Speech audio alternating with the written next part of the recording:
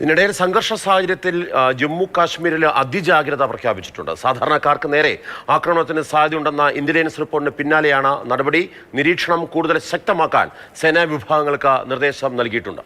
ഉദ്യോഗസ്ഥരുടെ അവധി റദ്ദാക്കി തിരിച്ചു വിളിക്കുകയാണ്. വിവരങ്ങളുമായി അർജുൻ പീതാംബരൻ നമ്മളോടൊപ്പം ചേരുകയാണ്. അർജുൻ, കശ്മീർ മേഖലയിൽ ഇന്നിപ്പോൾ മാധ്യമങ്ങളൊക്കെ സംസാരിക്കുന്ന സമയത്ത് അവിടെയുള്ള സാധാരണക്കാരെല്ലാവരും ആദ്യ ദിവസം മുതൽ പങ്കുവെക്കുന്ന ആശങ്ക അവരുടെ സ്വാഭാവിക ജീവിതം, സമാധാനപരമായ ജീവിതം വീണ്ടും തടസ്സപ്പെട്ടിരിക്കുന്നു എന്നുള്ളതാണ്. പക്ഷേ തുടരാക്രമണങ്ങളുടെ പശ്ചാത്തലത്തിൽ, അതിർത്തിയിൽ ഉണ്ടാകുന്ന സംഘർഷ സാഹചര്യങ്ങളുടെ പശ്ചാത്തലത്തിൽ അതീവ ജാഗ്രത വച്ചു പുലർത്തുന്നുണ്ട്. എന്തൊക്കെയാണ് അവിടെ തയ്യാറെടുപ്പുകൾ?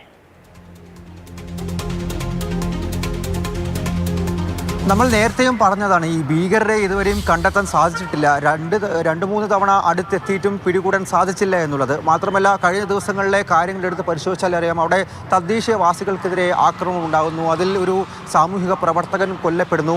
ഇതെല്ലാം മുന്നോട്ട് വെച്ചുകൊണ്ട് ഇതിൻ്റെ എല്ലാം ആശങ്കയുടെ ഭാഗമായിട്ടാണ് ഇപ്പോൾ അതീവ ജാഗ്രത ജമ്മു കാശ്മീർ പോലീസിനെ സംബന്ധിച്ച് അവിടെ ഉണ്ടായിരിക്കുന്നത്.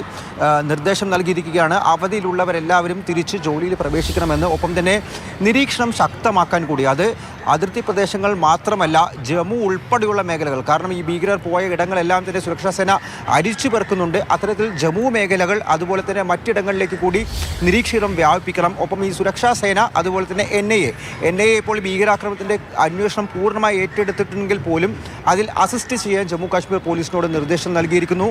ഒപ്പം അവിടെയുള്ള തദ്ദേശീയരായിട്ടുള്ള ആൾക്കാരും, ഒപ്പം പുറത്തു നിന്ന് വരുന്ന വിനോദസഞ്ചാരികൾ, സാധാരണക്കാർ, ഇവർക്കെതിരെയെല്ലാം ഇപ്പോഴും ഒരു ആക്രമണം പദ്ധതി ആയി വരുന്നുണ്ട്. പല സോഫ്റ്റ് ടാർഗറ്റുകളും ഇപ്പോഴും ഉണ്ടാവുന്നു എന്നുള്ള തരത്തിൽ ഇൻ്റലിജൻസ് റിപ്പോർട്ട് കഴിഞ്ഞ ദിവസം ലഭിച്ചിരുന്നു ജമ്മു കാശ്മീർ പോലീസിന്.